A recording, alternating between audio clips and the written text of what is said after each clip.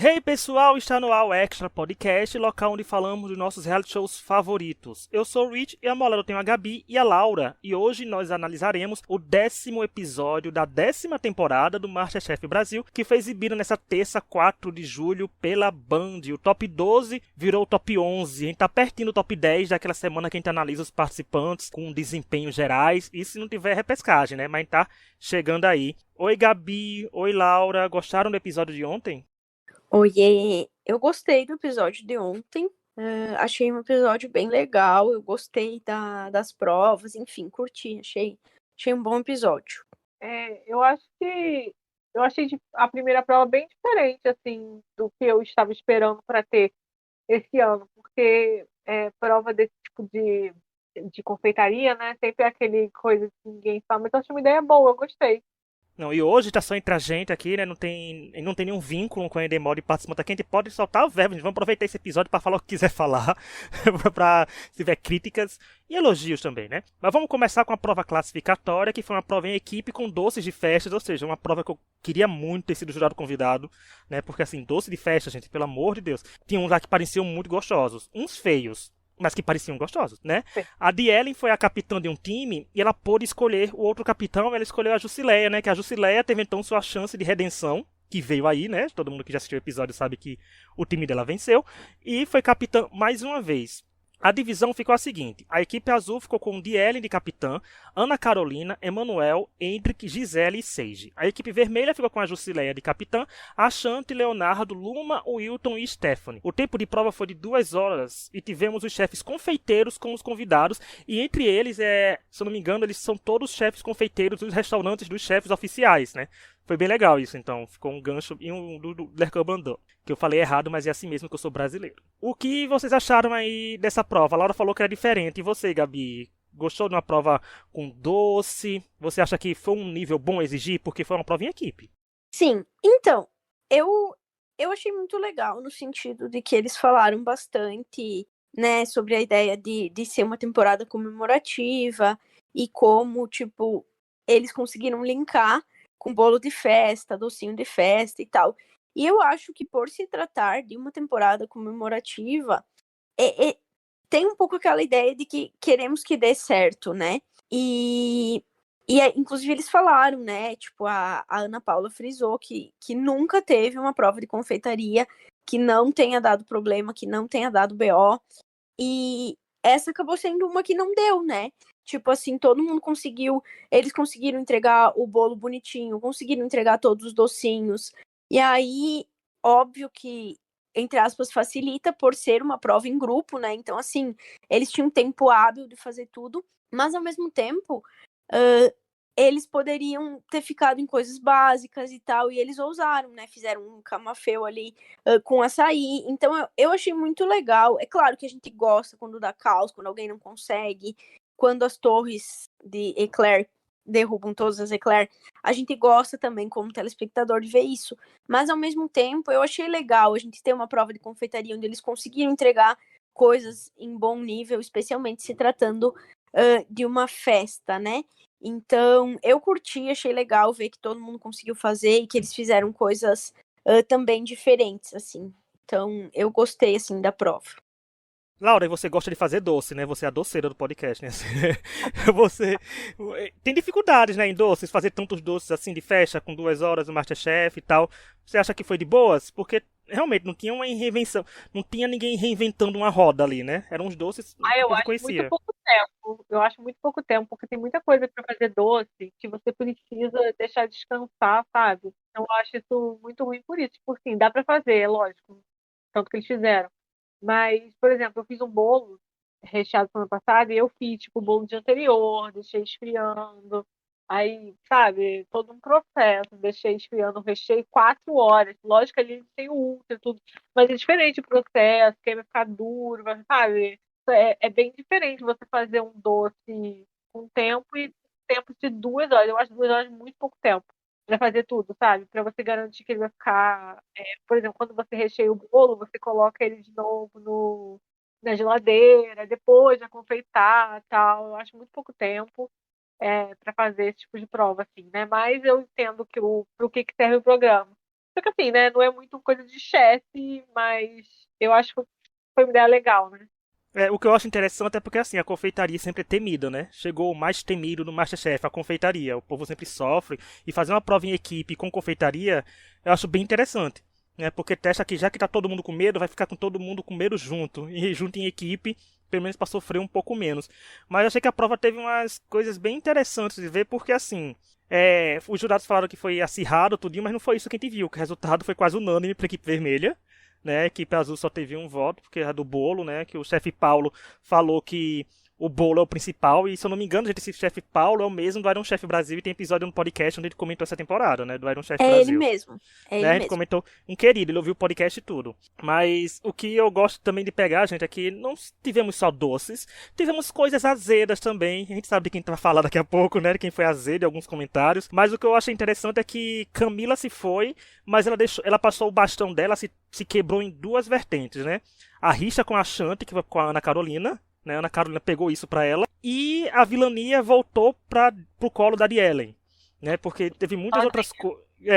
Teve outras coisas lá, porque assim, eu vi comentários falando assim, a Ellen voltou a ser desnecessária com os comentários. Eu não vou falar as palavras porque o povo falou muita coisa pesada, né? E outras coisas aqui. Mas eu acho que esses comentários da Ellen não deixaram, gente. Ela não parou de fazer. É porque a Camila ofuscava fazendo os dela já. Né? Assim, aí eu acho que aí balanceou, ficou mais pro lado da Camila. Mas a da Ana Carolina e a Shanti, eu também é aquela coisa que a gente fica sem entender um pouco, né? Assim, de tanto de onde vem. Eu sei que teve uma atitude da Shanti na prova, né? Em equipe que a Ana Carolina usou isso na semana passada. Mas tem coisa aí que a gente não entende. Esse Masterchef é muito de bastidores, eu tô achando, né? Tem muita coisa aí que não chegam pra gente, as rivalidades aparecem e fica. É o quê? E também outro fato curioso que o Hendrick pode pedir música no Fantástico, ele é a terceira prova em equipe que ele perde, das 3 que ele participou. Então, não veio aí a vitória dele. E essa eu acho que ele sentiu mais dor, né? Porque o que ele fez foi elogiado. É. Sim. E o curioso, né, que é igual a eliminação da Marília, né? A Marília, que teve uma coisa boa na Profissionais, foi eliminada. Ela até tava falando aqui, quando veio aqui também essa temporada. Então é complicado. Eu acho que teve um confessionário de alguém que falou isso, que sentiu que o Hendrick tava meio abatido, meio. É aquela sensação de derrotado, né? Quando vê que uma coisa sua é boa, mas você não ganha a prova. E tem que fazer outra no dia seguinte, né? Com a sensação de que, poxa, foi tão bom que eu fiz, mas eu tô aqui na prova da eliminação. E veio aí a eliminação, mas como eu falei, veio a redenção da Jusileia como capitã. Ela foi uma boa capitã, eu gostei. Eu não gostei muito do bolo, que parecia. O bolo da equipe azul tava meio feioso, parecia que faltou confeitar. Sabe? Tava só tipo. Ok, assim, tava feioso. E o da equipe vermelha tava aquele bolo que parecia caseiro. Sendo que o Masterchef induz a gente a achar uma coisa caseira e ruim e boa ao mesmo tempo. A Laura até citou isso, né, Laura? É. Mas assim, eu acho que a única questão do bolo dela, que ela fez assim, pra parecer mais caseira, é que era um naked cake, né? Que não usava cobertura ao redor e tal. Mas pra mim o outro bolo também parecia muito caseiro. Um dos dois bolos parece bolo que eu ia. Talvez o naked parece mais um bolo que eu compraria na padaria do que o dele. Assim, eles falaram como se fosse super criativo, mas eu não achei assim. O nome é criativo, mas assim, pensando nos recheios e tal, não achei assim uma coisa. Café é uma coisa muito usada, né? Pra doce. Você acha que é uma coisa que deve ser criativa? Eu não achei. Eu achei, na verdade, que assim, pro tempo que eles tiveram e para todas as dificuldades que a gente sabe que esse povo geralmente tem com confeitaria, eu achei que os dois bolos, tipo, estavam ótimos, assim, pra essa situação específica, sabe? Então, acho que eles conseguiram entregar dois bons bolos, assim.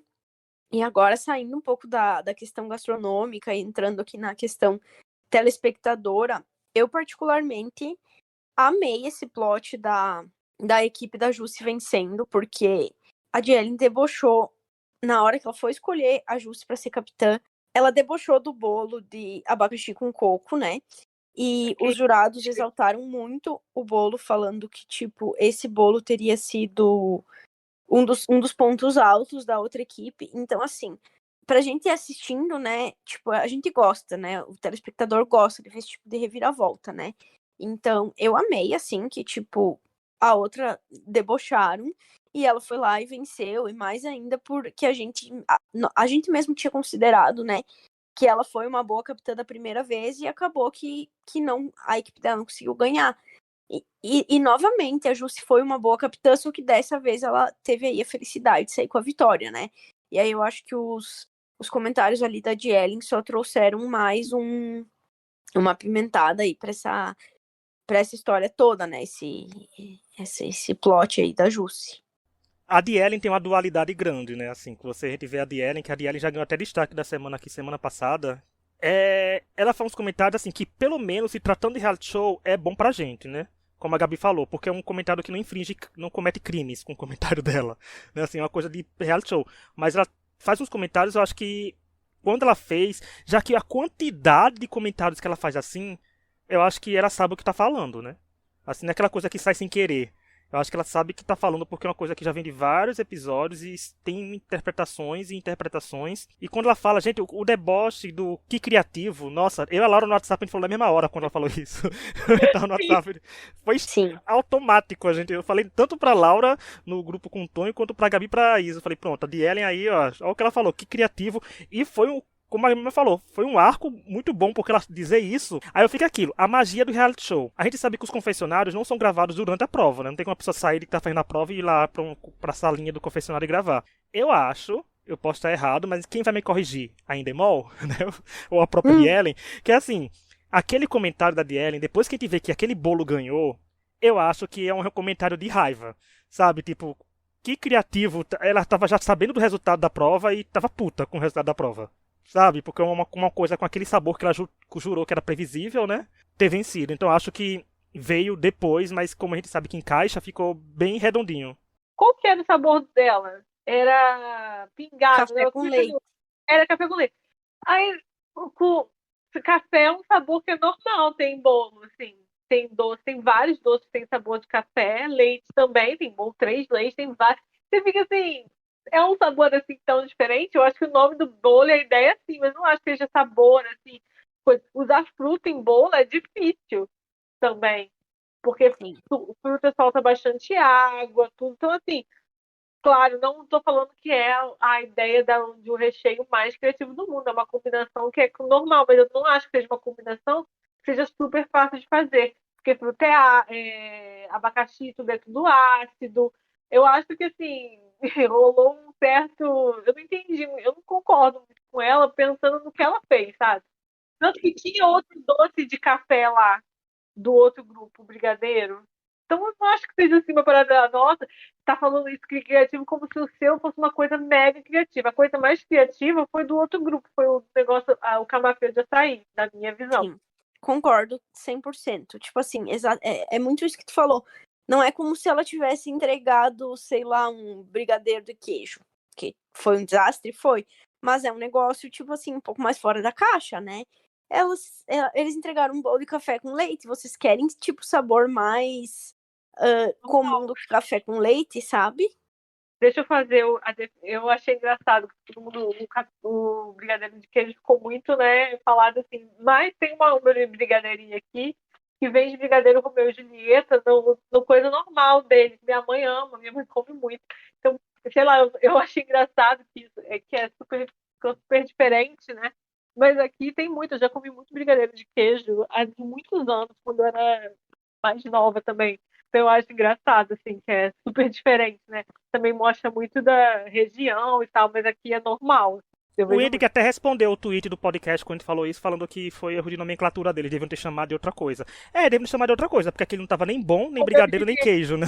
Tava assim, tava de outro mundo ali. E não, eu falo assim, quando é Masterchef, gente, não importa se é tão previsível, digamos assim. Se tá bem feito, e se tá melhor do que o seu do rival, já é 100% vantajoso, né? Tipo, se o bolo é previsível, ok. 2 bolos que a gente conhece, o que existem, não é nada difícil. Mas se fez bem feito, tem que ser elogiado. Porque se ela tivesse feito e feito errado, né? Aí tudo bem, ó. Fez uma coisa que é, na teoria, nada criativo, mas fez ruim. Não, agora foi uma coisa que não é criativa, mas fez muito boa, porque foi muito elogiado, né? Então, tem isso, tem que ver o lado. O bolo tava meio torto, né? Mas eu acho que o sabor ganhou, né? Quando vira o sabor assim tão grande. Bolo de festa, não falaram de que ambiente seria festa. Festa de escola, né? Festa da empresa. Festa, comemoração ali. E rolou comemoração pra todo lado. Olha, outra coisa que eu notei na prova equipe foi que a Ana Carolina é meio desesperada, né? A pobre da Gisele, eu tô fazendo isso, ela fala que é pra fazer outra coisa, mas a Ana Carolina é meio aquela pessoa, eu gosto da Ana Carolina de graça, mas ela parece aquela minha pessoa que é nervosa, se é contagiando o nervosismo de todo mundo ao redor. Na prova e equipe pareceu assim, porque ela tava bem revoltadinha nos confessionários, mas eu acho que ela tem que dar uma suavizada pra trabalhar em equipe, né? Sim. Mandar um beijo pra Ana Carolina que ela tá ouvindo a gente também. Mas tem que falar, Ana. Temos que falar. Porque ela tava. Os moods como são diferentes, né? Porque na prova da eliminação ela tava bem good vibes. Eu sabia que ela não ia sair, porque ela tava muito calminha. Muito comparada à primeira prova. Mas. Esse foi o resultado. A equipe vermelha ganhou merecidamente, né? Porque foi de 7-1. Eu não sei quanto foi o placar direito. 7-1 seria simbólico se esse placar. Mas. Aconteceu esse resultado e toda a equipe azul, sem twist nenhuma, foi pra prova da eliminação. Isso que Antes me de. surpreendeu. Não, Eu tá o jurei bem, né? que eles iam Ainda falar bem. uma pessoa, aí escolhe uma pessoa pra ficar lá na eliminação. Jurei. Tava esperando acontecer. Eu tava esperando a Dielen se salvar da prova de eliminação, pro povo na internet ficar ainda com mais raiva dela. Mais raiva Ela, dela. né, ia ser assim, porque ela faz a linha que se salvaria. Se mais pra frente acontecer isso e ela não se salvar, eu ficarei chocado se ela não se salvar. Né, mas antes de continuar, eu quero lembrar que estamos nas principais plataformas de áudio como Spotify, Apple Podcast, Deezer, Google Podcast, Amazon Music, entre outras. Toda quinta falando do MasterChef Brasil. Nos avaliem com 5 estrelas, nos sigam, nos indiquem pros amigos, né? Se inscrevam em todo canto que tiver se inscrever nesse podcast. E quero lembrar, gente, que semana passada o Diego e o Eduardo tiveram aqui, que ex-participantes dessa própria temporada, e é interessante porque o Diego veio falar do que ele achou da eliminação da Camila, e foi bem legal. Então vão lá ouvir.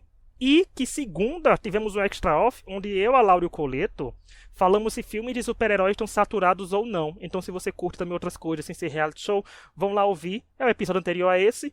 E tá tudo legal em todas as plataformas possíveis. Assim como entrevistas com participantes do MasterChef, a gente falando de Big Brother, Masked Singer, entre outros reality shows. Prova eliminatória. Foi uma prova de reprodução, codorna recheada. A gente saiu do doce, passamos por intrigas e agora chegamos em codornas, que vai render mais intriga também, recheadas, que é uma prova de reprodução nada mais nada menos que um prato do Jacan. Né? A pressão aí elevou ainda mais. E quem participou da prova foi Ana Carolina, Dielen, Emanuel, Hendrik, Gisele e Seiji. Eles tiveram 1 hora e 15 minutos para reproduzirem esse prato do jurado, que mostrou, né, Laura, a gente comentou isso também, que nossa, como ele fez parecer que desossar uma codorna era a coisa mais fácil do mundo, era só puxar os ossos e acabou essa história. Nossa, eu fiquei. É muito legal quando eles cozinham, eu sempre acho. Mas o Jacan é bem interessante porque ele é, né, da cozinha clássica francesa, então tem essas coisas também, tipo, né, do sacodona, coisas assim. Então é muito interessante assistir, assim, ele deixa fazendo muito fácil, aquele bando de panela, né, no fogão ao mesmo tempo, sabe? Assim, eu achei muito legal. Gabi, e aí, o que você achou dessa prova? Porque foi uma prova que já é bem diferente da prova, né? Não teve confeitaria, não teve nada. Aí foi ir pra ave e fazer acontecer, que é uma prova de reprodução. Tem que reproduzir. Não, você não pode fazer nada criativo demais, nem fazer nada de menos. Tem que ser reproduzido e tem que ser bem feito. Essa prova, o pesadelo da vegana, né? Porque além da codorna, o recheio era com todas as carnes possíveis. Mas brincadeiras à parte, já falei outras vezes aqui que eu não gosto tanto de provas de reprodução. Eu prefiro provas onde eles podem explorar a criatividade, principalmente em temporadas de amadores, né? Porque geralmente o pessoal não tem tanta técnica, né? Então, para mim sempre é muito mais sobre o sabor, sobre alguma coisa fora da caixa e tal. As combinações que eles vão criar. Então, eu prefiro outro tipo de prova, mas eu, da mesma forma que a Laura, eu gosto muito de ver os chefes dando aula ali, né? Então, eu lembro que a Helena deu uma vez uma aula também que foi muito legal, assim. Eu gosto muito de ver eles cozinhando, sabe? Então, eu acho muito legal, né? E eu acho que era uma coisa num nível de complexidade legal para eles executarem, assim. Era algo que, obviamente, era difícil, mas também não era nada, assim, tipo, impossível de fazer, sabe? Era algo que eles iam conseguir executar bem, tanto que a maior parte deles ali conseguiu se virar e entregar coisas boas, né? Então, no geral, eu gostei das duas provas, assim, dessa temporada, sabe? Dessa temporada não, desse episódio. Eu gostei. Agora eu vou passar pra Laura, que eu sei que a Laura não gostou, porque a gente vai trazer, né? Eu vou trazer o desempate da prova, dizer se ela gostou ou não. E aí, Laura, o que você achou dessa prova da codorna desossada? Que é produzida, né? Não era só desossar, era reproduzir. eu não gosto de prova de reprodução, não gosto muito de prova de reprodução também, mas mais do que isso, eu acho que as provas de eliminação, elas estão muito discrepantes no que elas pedem das pessoas, entendeu? Assim, é muito absurdo você ter uma semana fazer bala baiana e na outra desossar uma codorna, sabe? Eu acho que está sendo muito injusto quando você compara, e aí você pode falar, as outras provas também são, mas essa é uma prova de eliminação, né? Que vai te tirar diretamente do programa. E então eu acho assim, que está muito fora de padrão a escolha que eles estão fazendo das provas. Então, isso eu não gostei por isso. Não acho, não é que eu acho que seja uma prova interessante, mas eu acho que é uma prova que você acaba delimitando muito quem vai ter a chance de ficar e não necessariamente é o que cozinha melhor e tal, porque às vezes é uma coisa muito complexa que a pessoa não sabe fazer e nem começa, assim, não gosta, acho que tá muito discrepante. A bala baiana não supera que aquilo foi uma prova de ensinação. Todo respeito. Porque, sabe por quê? Porque eu consigo fazer. O que se eu consigo fazer, já acho que já é demais, sabe? Não gostei. Assim, eu não tinha parado pra analisar dessa forma que tu falou, né? Que tu fazia essa linha do tempo entre uma prova e outra. Mas aí eu vou falar, só pra trazer, assim, o que a Marília trouxe pra gente, né? Que foi ela que comentou o episódio da bala baiana com a gente. E ela comentou, tipo, sobre a complexidade de se fazer. E aí, eu nunca tentei fazer em casa, tá? Então, eu não sei, não posso... Não tenho esse lugar de fala que a Laura tem de dizer que faz e que consegue fazer. Mas eu acho... Eu entendo o que tu quer dizer, mas eu acho que talvez sejam complexidades diferentes, sabe? Sim, mas é Enfim, porque, por exemplo, eu acho que uma bala baiana, o que ela requer que você faça é totalmente diferente, né, tal, mas é menos também. São menos coisas, sabe? Tal, você vai fazer um negócio de lado, colocar. Ah, não sei, eu acho que assim, é uma diferença muito grande de complexidade que está sendo uma semana após a outra para uma reprodução que você tem que desossar uma codorna, entendeu? Assim, sei lá. Para mim, fica parecendo isso. Até assistindo só, sabe? sim, Não é uma coisa que. Não é que eu falo que é moleza fazer uma bala baiana, mas sim. eu acho que a diferença de complexidade é muito grande. Para mim, assistindo assim, eu acho que acaba ficando injusto. É que eu acho, tipo, o que eu penso um pouco é que me parece que sempre foi assim, sabe? Tipo assim, É. da mesma forma, a gente tinha, sei lá, em algumas temporadas eles tinham que daqui um pouco fazer uma torre de Eclair que, tipo, todo mundo se matava pra fazer. E na outra prova eles tinham que, sei lá, fazer um surf and turf, sabe? Tipo assim, me parece que sempre foi assim, talvez por isso que não me incomoda, não seja o que não me incomode, porque eu tenho a sensação de que sempre foi assim, sabe? E aí, tipo, é questão da pessoa ter a sorte ou não de estar na prova de eliminação daquele dia, sabe? Uhum. No caso seria o azar, né, de estar, porque tem algumas que realmente é difícil ali de estar, é complicado. E assim, eu achei interessante porque, como a Gabi tinha falado isso do resultado ser positivo, porque assim, quando deram 1h15, eu falei, gente, é pouco tempo para uma prova de reprodução de um prato do Jacan. Sabe, a responsabilidade que tá aí. Viram que era tão difícil que deram só 15 minutos a mais, porque geralmente é 1 hora, né? Que deu pra prova de eliminação. De, vamos dar 15 a mais. Mas eu achei interessante porque eu tava esperando um caos acontecendo na prova.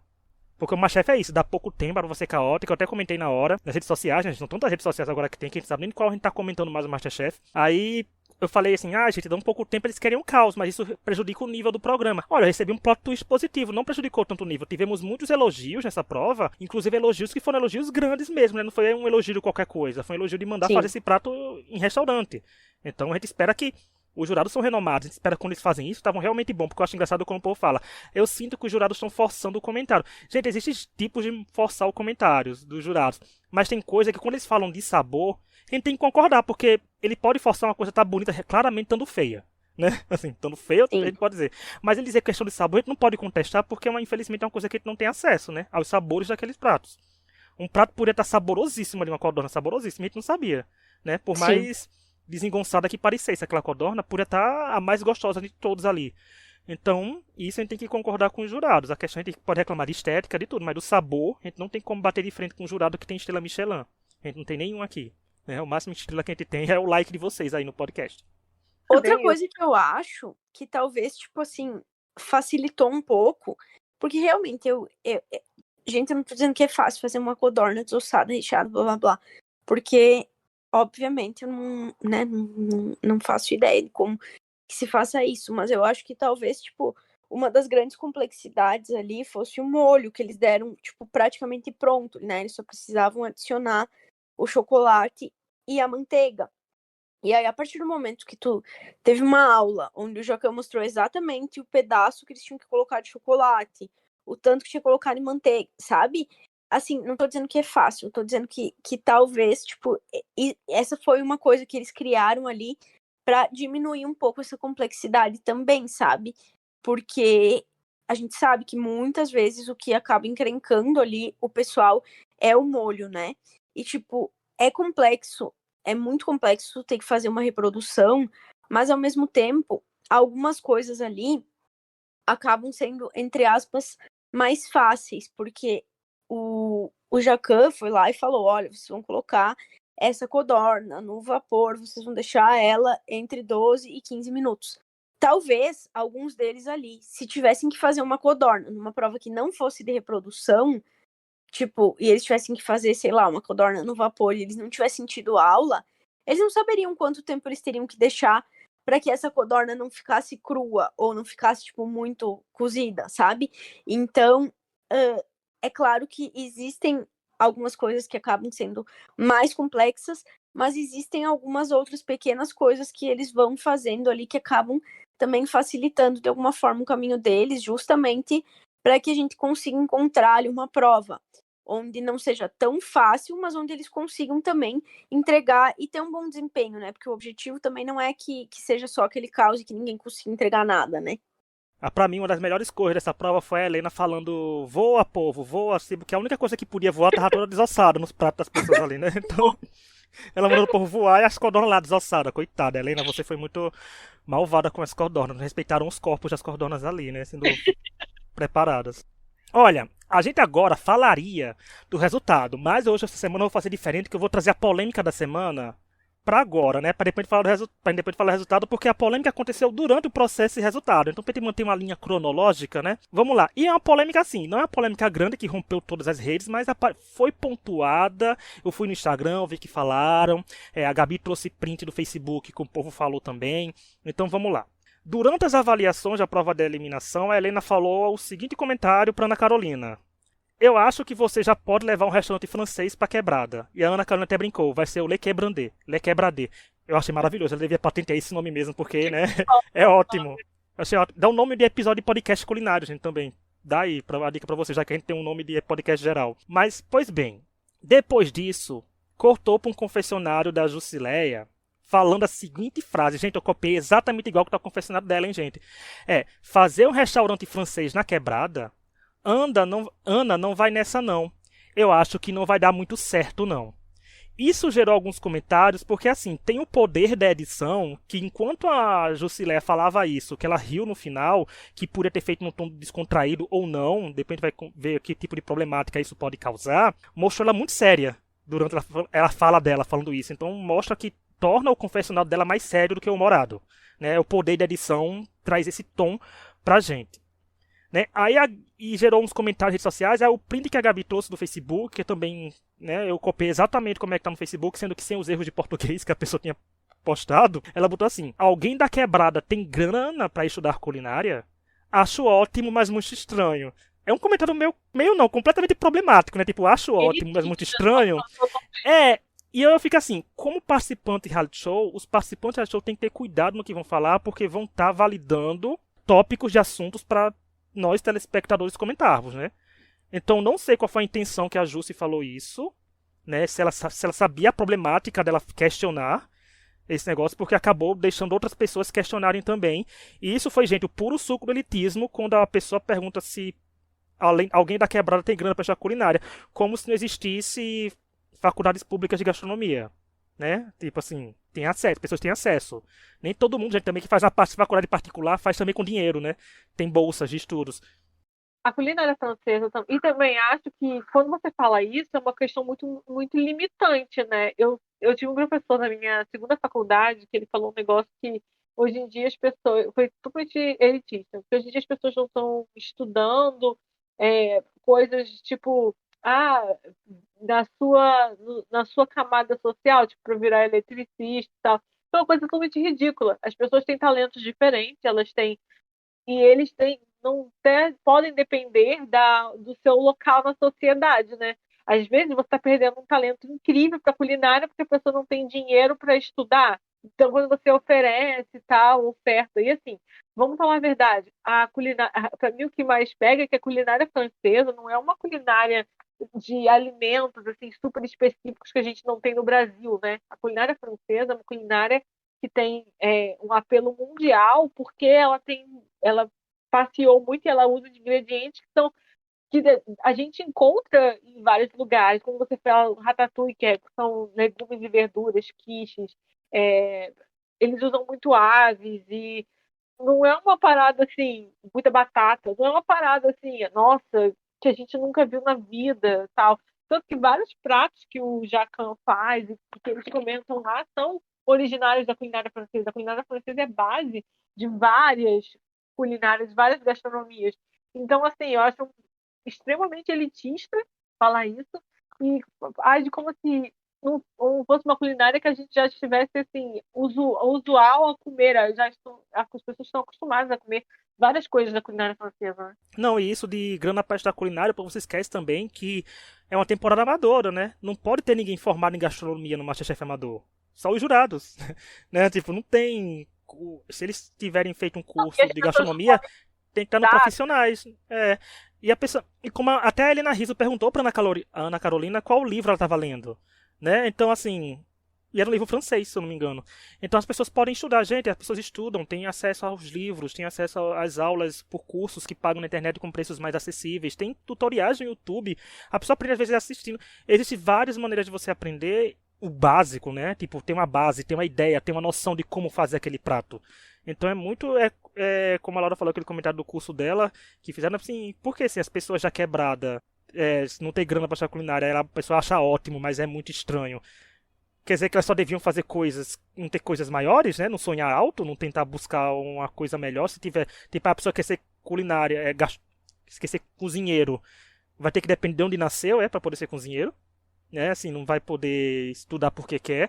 Então deixou muita problemática, eu não sei aí as intenções, como eu falei mais uma vez, da Jusileia, mas deu margem para esse debate, né? Aí eu vi muita gente falando assim, mas é verdade, se você abre um restaurante francês na quebrada, vai fracassar. Gente, a gente só vai saber se a gente abrir. A gente só sabe se restaurante francês vai vingar em algum canto quando a gente abrir um restaurante francês naquele determinado lugar. Aí vai saber se vai vingar sim ou não. Às vezes tem tanta gente que abre restaurantes populares que não dá certo, porque a comida não era boa. Então o povo tem que. Vão freando aí, viu, gente? Bolsonaro saiu do poder, mas os Bolsonaros não saíram dos corações de algumas pessoas, né? Aquela militância, entreguei, né, Lara? Tem que entregar militância aqui quando a Lara tá aqui no podcast, né? Militamos aqui. Mas eu acho que assim, é importante não delimitar o que as pessoas podem gostar, o que as pessoas. Essa é a mesma coisa que a gente sempre fala, né, Luiz?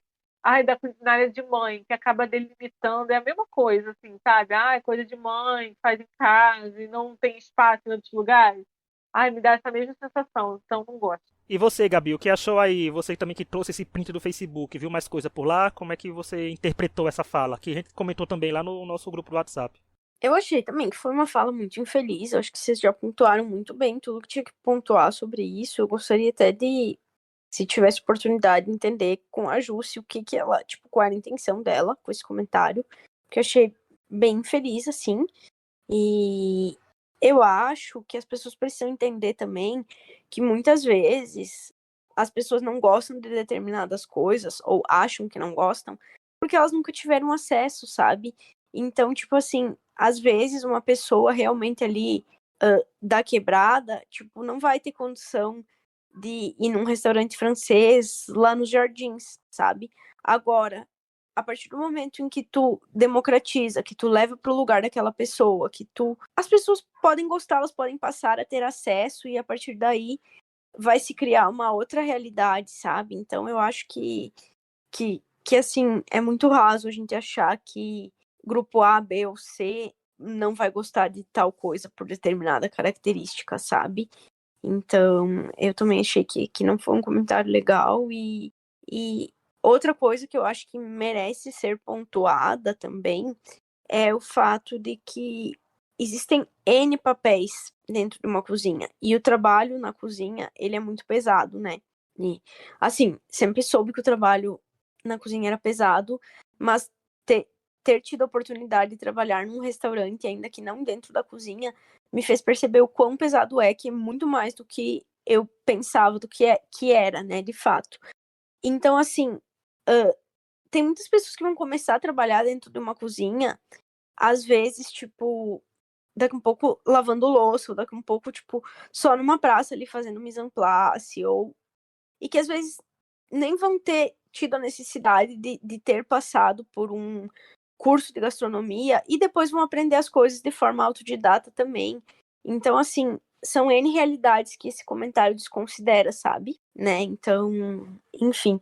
Mas só para mudar de pauta e para voltar numa coisa que eu esqueci de comentar antes, mas que eu tinha anotado mentalmente para comentar também, que eu acho muito bacana. Assim, eu tô falando de 2 casos extremamente específicos e pode ser que a realidade não seja essa, se for olhar para o todo, né? Mas a impressão que eu tenho é que a Helena Rizzo é uma pessoa que tenta sempre empoderar mulheres, levar mulheres, né, com ela e tal. E teve no Mestre do Sabor, né, uma participante que era chefe no Mani. E agora a gente teve também esse exemplo aí, onde a gente trouxe ali os chefes confeiteiros dos restaurantes dos jurados ali, e a única que era uma mulher era a do restaurante da Helena, né? Então eu só queria fazer esse pequeno comentário aí para parabenizar a Helena e falar como eu acho bacana o fato dela dar espaço para mulheres dentro da cozinha dela e dela, tipo, exaltar e levar essas mulheres com ela, sabe? Porque acaba que é um meio muito masculino, tanto que a gente pôde ver, né, que os chefes ali dos outros eram homens, né? Então eu acho que merece esse apontamento aí para Helena. Falar que concordo com o pontuamento, eu gosto muito da Helena também. Não, a Helena foi uma das melhores aquisições pro MasterChef, tá? Foi muito bom ter a Helena. Mas vamos lá, pontuações feitas e polêmicas comentadas, né? Aquele desenrolar disso. Não vai ser grande desenrolar, gente, porque eu acho que o povo passa despercebido, porque algumas pessoas focam muito em outras rivalidades no programa. Mas, para vencer a prova, nós tivemos a Gisele, a nossa Kinga Gisele, vencendo sua primeira prova com direito a trechos de evidências ao vivo, né, gente? Ela meteu o Masked Singer, meteu o The Voice, meteu o X Factor e Culinária, tudo junto na Band, acontecendo com a Gisele. E o eliminado da semana foi o Pastor Hendrick. O programa ficou menos ungido. A partir da semana que vem ele vai estar menos ungido, né? Mas e aí, Gabi, o que você achou desse resultado? Tanto da vitória da Gisele como o adeus do Hendrick. Fiquei feliz pela vitória da Gisele. Eu acho que ela vem numa crescente bem bacana no programa. E realmente ela teve ali um apontamento, né, que falaram que ela não tem uma culinária assim tão delicada, né, tão elegante e tal. E ela conseguiu se dar bem num prato assim, né? Então eu achei bem legal. Eu gostei aí da vitória da Gisele. E sobre a eliminação do Hendrick, né, eu fiquei triste porque eu gostava dele, né, eu acho que é um participante legal e sempre foi muito carinhoso com a gente, assim, nas redes sociais, né, tanto no Twitter quanto comentando os posts no Instagram, né, o Hendrick é um querido, assim, mas sendo justa, né, assim, com o que a gente pode ver, era uma pessoa que já vinha capengando há um tempo, né, já tinha, mesma coisa que eu falei ali sobre a Camila no episódio anterior, era uma pessoa que vinha muitas vezes já ficando entre os piores ali na beira da eliminação e acabava conseguindo se salvar. Então eu acho que era um caminho, assim, também um pouco natural pro Hendrick, sendo bem sincera, sabe? Eu acho que se não fosse agora, seria, tipo, logo ali na frente, sabe? Porque ele não estava conseguindo se destacar muito, assim, na cozinha, né? Apesar dele ter entregue um quindim muito bom ali na primeira prova. E de certa forma eu acho que isso também é bacana, né? A pessoa sair, claro que é triste a pessoa sair num episódio onde ela conseguiu cozinhar tão bem e por outros fatores acabar saindo, né? Que é o desempenho da equipe como um todo. De certa forma também é bom porque a pessoa consegue sair com a impressão positiva, né? Deixando ali bem claro o potencial dela, como ela cozinha bem também. Eu já sou proclamada fã da nossa Gisele no Twitter, gosto dela, sinto muita simpatia por ela, gosto dela muito de graça, acho que ela é boa, acho ela carismática, querida, Gosto, torço, então acho que eu tô torcendo por ela, só que eu fico com medo de falar e dar azar. No fundo eu torço por ela. Eu gosto muito dela, é a que mais me destaca, assim, que eu falo que, eu gosto dela, assim, gosto bastante dela. Ela é de Rio Bonito, né, do Rio de Janeiro, então estamos aí juntos, Gisele. Eu acho que o Hendrix perdeu muito destaque mesmo, então não me surpreende ele ter saído. Fiquei com pena porque ele tinha ido bem na outra prova, né? Mas é assim que acontece, deu azar de ficar no grupo que não foi bem, né? Mas eu não acho que uma coisa que me. Eu gostava dele, assim, simpatizava, tal, mas também não acho que vai fazer falta tanto assim pro programa nesse momento. Assim. Não é uma eliminação que eu fico, poxa, foi muito injusta. Eu adorei a vitória da Gisele porque tá se tornando o programa depois que começou esses spins, a gente tá vendo muita gente vencendo provas, né? Tem muita gente vencendo prova e eu acho que ela tava precisando disso. Que como personagem já é bom de acompanhar a Gisele, então a vitória foi um plus. Né, tipo, aí, tá vendo, gente? Ela cozinha bem também. Ela consegue entregar tudo. Tanto entretenimento como culinária. Aí eu gostei, então, ainda mais ainda que ela cantou no ao vivo lá pra, pra gente. Do Hendrick, eu gostava do Hendrick porque assim ele recebia destaque desde o começo, né? Vários confessionários, mas ele foi se apagando um pouco na questão de confessionários, na questão de tempo de tela, ele foi dando uma diminuída. E eu sabia que ele podia sair porque assim, ele estava contra o Sage, né? O Sage não recebeu quase nenhum confessionário, o Sage estava apagado. E não é do feitio do Masterchef eliminar uma pessoa que mal falou no episódio. Né, o Masterchef elimina pessoas que ficaram em destaque no episódio. Até vocês que estão acompanhando o Masterchef começando agora e não pensaram nisso, a pessoa ficou muito calada, provavelmente, ou ela era muito ruim de confessionário mesmo, poder ser eliminada, mas o Masterchef tende a tirar leite de pedra e botar muitos confessionários daquela pessoa naquele episódio que ela vai sair. Então, porque eu acho que assim, que o Sage de quem estava na prova da eliminação podia ser eliminado, né? Assim, porque, gente, o coitado não tem tempo de tela. Então, ele tá se segurando aí porque a Camila foi a Camila que cozinhou mal e o Hendrick que também deu essa derrapada. Mas naquele momento ele não tava num dia bom, né? Ele não tava num dia Inclusive, bom. o coitado tem tão pouco tempo de tela que a sensação que eu tive ontem é que ele tava aparecendo bastante. Tipo, com relação a episódios anteriores. Com os 5 confessionários que ele deve ter recebido na prova da eliminação, né? Que ele apareceu mais. Porque é isso. Então, o Hendrick foi interessante. E eu vi um comentário que eu achei interessante, que assim, que. Não sei se vocês perceberam, eu comecei a perceber depois que eu li o comentário, que o programa tentou fazer muitos trocadilhos com a religião dele. Com a religião dele, não, com a religião em si. Quando falava com ele nunca falou. Né, assim, nunca também deu tanta trela pra isso. Eu acho engraçado. Será que o programa tentou fazer isso, assim, trocadilhos para tentar fazer acontecer os trocadilhos e ele não correspondeu? Porque religião é um caminho espinhoso, né, de se pisar. Ainda mais ele sendo pastor, né? Ainda mais a gente vendo no Brasil, ainda mais a gente vendo no mundo, no planeta Terra em 2023, nesse quesito religião, quando tem aí alguns falsos religiosos pregando o que pregaram essa semana, né, que a gente viu nas redes sociais. Mas na primeira prova que ele ganhou fizeram um trocadilho também, mas depois foram diminuindo. Mas não sei, assim, ele recebeu muito destaque porque ele rendeu nos confessionários. Eu não sei, será que volta na repescagem? Será que tem repescagem, né? Muitos e se. A gente vai descobrir depois e muito sucesso pro Hendrick, que já vou querer adiantar. Se der tudo certo, gente, o Hendrick vai estar aqui semana que vem com a gente. Ele vai poder explicar as coisas do Masterchef melhor, explicar como é que estava a situação da cabeça dele durante aquela codorna. Mas agora chegamos no último bloco do podcast, que a gente vai ter que escolher os destaques do episódio, que toda semana nós aqui, os convidados, quando tivermos, vamos escolher aquelas pessoas que se destacaram pra gente por critérios ou positivos ou negativos. Uma pessoa cada um vai escolher. Ou seja, temos 3 pessoas aqui no podcast hoje, então o máximo que pode aparecer é 3, a não ser que aconteça um plot twist muito grande e acabe trazendo mais de, mais de 3. Mas vamos lá, Laura, quem foi o destaque desse episódio e por quê? Não tem como eu escolher outra pessoa senão Gigi. Gigi, Gisele, nossa querida, carismática, diva, minha torcida, ai coitada, minha torcida esse ano até agora. Ela finalmente ganhou, né? Ela mereceu esse destaque, ela teve seu VTzinho, acho que foi uma boa. Ela teve uma boa trajetória até agora, mas eu acho que é mais que isso, ela teve uma boa participação no episódio, né? Mostrou, ela teve o VT dela, ela ganhou a prova depois de todo mundo falar que ela, né, que estava torcendo por ela e tal. E ela teve bons momentos engraçados. Gosto muito de Gisele, estou torcendo por ela e acho que ela apareceu bastante nele. Gabi, qual é a sua escolha aí de destaque? Vai manter na Gisele ou vai chegar com gente nova pra gente? Não, pra mim foi a Gisele também. Eu acho que é impossível não ser ela o destaque, não só pela vitória e por ter conseguido o PIN, mas porque cantou, conseguiu mostrar o trabalho dela em rede nacional também, né? Além ali da cozinha, né? Teve oportunidade de cantar também, ganhou o VT, então eu acho que a Gisele foi aí merecidamente o destaque do episódio de ontem. Então, pela segunda vez na história do Extra Podcast, aqueles assim, né? Que foi o Ricardo Alface, que veio com os votos de todo mundo, que a gente conseguiu no podcast com 5 pessoas votariam no Ricardo Alface, tanto que tem uma foto dele. Eu podia trazer outra pessoa? Podia, mas eu vou dar meu voto pra Gisele, que foi o que eu botei no roteiro aqui, porque eu, assim, pensei, gente, que eu não gostaria da Gisele. Desde no primeiro episódio. Mas ela vem cativando, é uma pessoa carismática. Eu acho que ela funciona bem dentro das câmeras. E ela não é somente. Ela provou nesse episódio que ela não é somente um participante barra personagem de se acompanhar no reality show, que ela também consegue ganhar provas, né? Isso é muito importante para você chegar pelo menos mais longe no programa.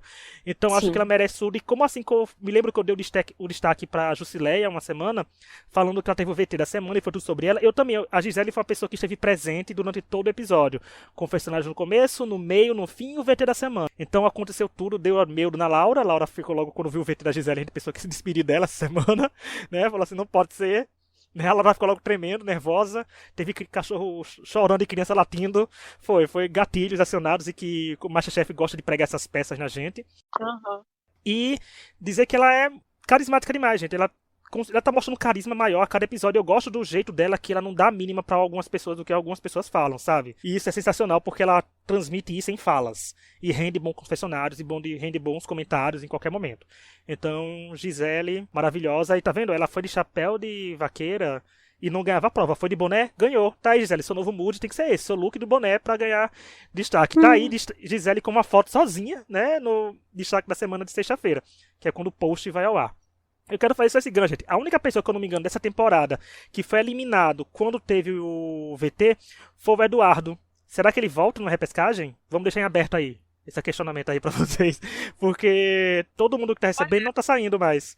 Pode ver que os outros que receberam continuaram. A Dielen recebeu, a Jusileia recebeu, tava assim. O Hendrick recebeu quando tinha ganhado a primeira prova. Mas, se eu não me engano, o Eduardo foi o único que recebeu e foi eliminado naquele mesmo dia. Eu fico pensando, o que será que tem aí? Foi coincidência só? Mas. Às vezes é só coincidência mesmo. Será que o Masterchef tem coincidências? Existe coincidências no Masterchef Brasil, né? Mas vamos lá. E é isso. Chegamos ao fim. Obrigado a todo mundo que nos ouviu. Semana que vem tá de volta. A gente manda e-mail para extrapodcast@gmail.com falando ideias de temas para o Extra Off, que é não relacionado ao reality show, ou pra mandar a gente assistir alguma coisa. Assistam tal reality show e façam um episódio sobre. Que a gente vê, se não tiver tanto episódio, quem sabe a gente não assiste e faz também. Mas o No Limite também tá vindo aí. A gente vai começar a comentar o No Limite. O No Limite, os episódios do No Limite vão sair todos os sábados, já que os episódios no Limite são terças e quintas. Então, quinta vai sair episódio sobre o Masterchef, e nos sábados vão sair episódios sobre o No Limite. Então, até semana que vem e tchau! Tchau!